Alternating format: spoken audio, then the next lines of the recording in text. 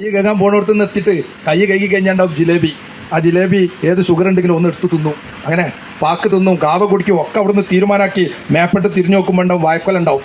ആ വായ്ക്കൊലം വന്ന് അവസാനമായിട്ട് ഒരു 2 കായ് ഇരിഞ്ഞിട്ട് അതും കയറ്റും. പിന്നെ ശ്വാസമില്ല. പിന്നെ കല്യാണത്തിൽ കഴിഞ്ഞോ സൽക്കാരത്തിൽ കഴിഞ്ഞോ എന്നൊന്നും പിന്നെ വലിയ ബോധമില്ല. നമുക്ക് വീട്ടിലെത്തിയാൽ ഒരു 10 മിനിറ്റ് കിടക്കണം എന്നുള്ള രീതിയിലായി. പട്ടിണിയുടെ പരിവട്ടത്തിൻ്റെ ഒരു കാലഘട്ടത്തിൽ നിന്ന് വല്ലാത്തൊരവസ്ഥയിലേക്ക് നമ്മൾ മാറിയപ്പോൾ ഈ കട്ടിലിൽ ആളുകൾ ഇങ്ങനെ കൂടിക്കൊണ്ടിരിക്കുക. നിങ്ങളെ കുന്നമ്പുറത്ത് നിന്ന് പോലും പ്രിയപ്പെട്ടവരെ എത്ര പേര് അപേക്ഷകരാണ് കൊണ്ടോട്ടിയിൽ മാത്രം വന്ന് കാത്തു കെട്ടി കിടക്കുന്നത്. 17 വയസ്സുള്ള കുഞ്ഞുമോനുണ്ട് കട്ടിലിൽ. പുളിക്കൽ പഞ്ചായത്തിലെ 22 വയസ്സുള്ള ഒരു ചെറുപ്പക്കാരിയുണ്ട്. 32 വയസ്സുള്ള 5 പേരുണ്ട് പ്രിയപ്പെട്ടവരെ, ചെറുപ്പക്കാരായ 32 പേർ. 40 വയസ്സുള്ള പ്രമോദും 41 വയസ്സുള്ള പള്ളിക്കൽ പഞ്ചായത്തിലെ പരമേശ്വരനും കക്ഷിയും ജാതിയും ഒന്നുമില്ലാത്ത 246 പേർ ഈ കട്ടിലിനുണ്ട്. പ്രായം പ്രശ്നമേ അല്ല. നമ്മളെ മക്കളോട് നിങ്ങൾ പറയണം, ഈ രീതിയിലെ ഭക്ഷണ രീതികളുമായി നമ്മൾ മുന്നോട്ട് പോയാൽ നമ്മൾ ഇവിടെ എത്തും. കുത്തുപാളയെടുക്കും. നമ്മളെ കുടുംബത്തിൽ ഒരു രോഗി എങ്ങാനും പെട്ടുപോയാൽ ആ കുടുംബമാകെ കുത്തുപാളയെടുക്കും. കാരണം മരണം വരെ ഡയാലിസ് ചെയ്തുകൊണ്ടേ ഇരിക്കണം. ഇതിപ്പോഴെ ചെയ്യുന്നത് സൗജന്യമായതുകൊണ്ട് നമ്മൾ രക്ഷപ്പെട്ടു പോകുന്ന ആ രോഗികൾ. പുറത്ത് പൈസ കൊടുക്കണമല്ല, സ്ഥിതി ദയനീയമാണ്, അതിദയനീയമാണ്. ആ രോഗം നമുക്ക് വരരുത്. ആ കട്ടിലിൽ നമ്മളാരും ഉണ്ടാവരുത്. ഇപ്പം നിങ്ങൾ പോയിട്ട് പറയാൻ ഇന്നിപ്പോൾ ഭക്ഷണത്തെക്കുറിച്ചൊക്കെ ലിമിറ്റ് ചെയ്യാൻ പറഞ്ഞിട്ട് ഇങ്ങനെ കുറച്ച് ക്ലാസ്സൊക്കെ കേട്ട് നിങ്ങളെ മക്കളോട് നിങ്ങൾ പോയിട്ട് പറയാണ് എന്ന് ശ്രദ്ധിക്കണം കേട്ടോ എന്ന് പറഞ്ഞാൽ ഒറ്റ മറുപടി അവൻ പറയും, ഒറ്റടിക്ക് തിന്നിട്ട് മരിക്കുകയാണെങ്കിൽ ആണ് മരിച്ചോട്ടാറ്.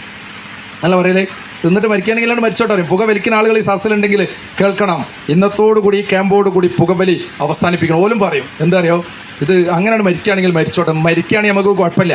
കുറച്ച് ഷുഗറും അത്യാവശ്യം പുകവലിക്കുന്ന അനിയന്ത്രിതമായി ഭക്ഷണമൊക്കെ കഴിച്ചുകൊണ്ടിരിക്കുന്ന ആളുകളാണെങ്കിൽ ഇവിടെ ഹോസ്പിറ്റലിൽ ഡോക്ടർമാർക്കറിയാം കാലിൻ്റെ അടിയിൽ ഒരു കറുത്ത പുള്ളിയാണ്. കറുത്ത പുള്ളി ഒരു തലച്ചോറ് പോലും വേദനാവും. അങ്ങനെ രോഗമൊക്കെ തുടങ്ങല്. അങ്ങനെ ഡോക്ടർ അടുത്ത് പോകും. ഡോക്ടർ പറയും ഇതൊന്ന് തുരന്നെടുക്കണം എന്നറിയാം ആദ്യം. അങ്ങനെ മെല്ലെ ഒന്ന് തുരന്നെടുക്കും. ഷുഗറുള്ള ആളായതുകൊണ്ട് എല്ലിലേക്ക് കയറാൻ. അവസാനം കുറച്ച് കഴിയുമ്പോൾ മക്കളാരെങ്കിലും ഉണ്ടെങ്കിൽ കൂട്ടി വരാൻ പറയും. അവസാനം ഒരു കൂട്ടി വരുമ്പോൾ ഇത് ഈ വിരലൊന്ന് കട്ട് ചെയ്യണം പറയും. പിന്നത്തെ പോക്കിന് കിണപ്പായി, പിന്നെ മുട്ടായി, പിന്നെ തൊട മുറിച്ചൊറ്റ കിടത്താ. തിന്നിട്ട് മരിക്കുകയാണെങ്കിൽ മരിച്ചോട്ടെ എന്ന് പറഞ്ഞ ആളാണ് ആ കിടക്കണത്. അങ്ങനെ കുറേ കാലം കുടുംബങ്ങൾ, ഭാര്യയും മക്കളൊക്കെ ഡ്രസ്സ് മാറ്റി കൊടുത്ത് മരുന്നെടുത്ത് കൊടുത്ത് കുളിപ്പിച്ച് കിടത്തി കുറേ കാലം പോലും നോക്കും. അവസാനം അടുക്കളയ്ക്ക് വിളിക്കും ഭാര്യനെ, എവിടെ ജീന്ന് നോക്കും. ഭാര്യ പറയും അവിടെ കിടന്നോളി മനുഷ്യ, ഞാൻ വരാം, എനിക്ക് കുറച്ച് പണി ഇവിടെ ഉണ്ട് എന്ന് പറയും.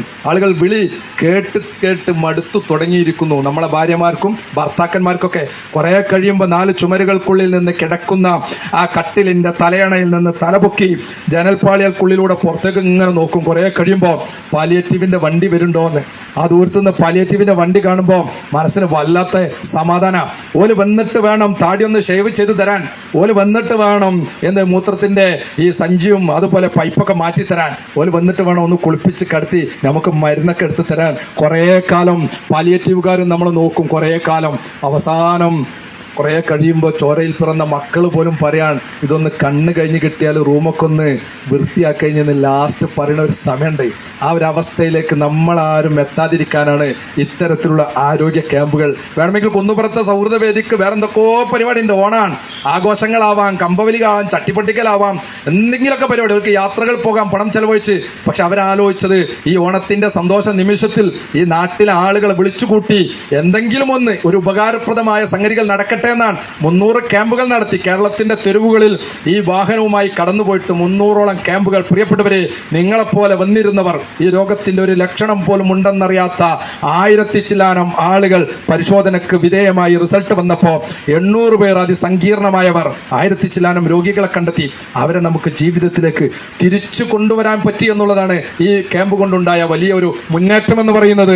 ഇത് കർണാടകയിൽ പോയി 10 ദിവസം ഈ വാഹനവുമായി ബംഗളൂരുവിലെ കർണാടകയിലെ വിവിധ സ്ഥലങ്ങളിൽ പോയി ഒരു രോഗിയെപ്പോലും, കേൾക്കണം നിങ്ങൾ, ഒരു രോഗിയെപ്പോലും ഇതിൻ്റെ തുടക്കക്കാരായ ഒരാളെ പോലും നമുക്ക് കർണാടകയിൽ നിന്ന് കണ്ടെത്താൻ സാധിച്ചില്ല. കിഡ്നി നിങ്ങൾ പോയി നിൽക്കാം, നിങ്ങൾ അറിയില്ല.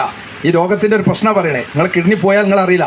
രണ്ടാമത്തെ കിഡ്നി ഓട്ടോമാറ്റിക് അതിൻ്റെ പ്രവർത്തനം ഏറ്റെടുക്കുകയാണ്. ആ കിഡ്നിയും 70% പണി മുടക്കുമ്പോഴാണ് കണ്ണിനതായ നീരും തലകറക്കവും ഛർദിയും ലക്ഷണങ്ങൾ കാട്ടി തുടങ്ങുക. അപ്പോൾ ഡോക്ടർ അടുത്ത് പോകുമ്പോൾ ഡോക്ടർ ആൽബമേനും ക്രിയാറ്റിനൊക്കെ ഒന്ന് പരിശോധിക്കാൻ പറയും. പരിശോധിച്ച് കഴിയുമ്പോൾ ഡോക്ടർ പറയും നിങ്ങൾ കത്തിൽ കിട്ടോ നോക്കിക്കോളി. കാരണം അവസാന നിമിഷത്തിലാണ് എന്ത് ചെയ്യുള്ളൂ, ഈ രോഗം നമ്മളെ അറിയുള്ളൂ. അപ്പോഴത്തേക്ക് കട്ടിൽ തരാം. പക്ഷേ ഈ ക്യാമ്പിൽ വെച്ച് നിങ്ങളിങ്ങനെ ടെസ്റ്റിന് വിധേയമാകുമ്പോൾ എന്തെങ്കിലും ലക്ഷണമുണ്ടെങ്കിൽ നമുക്ക് കണ്ടെത്താൻ പറ്റും.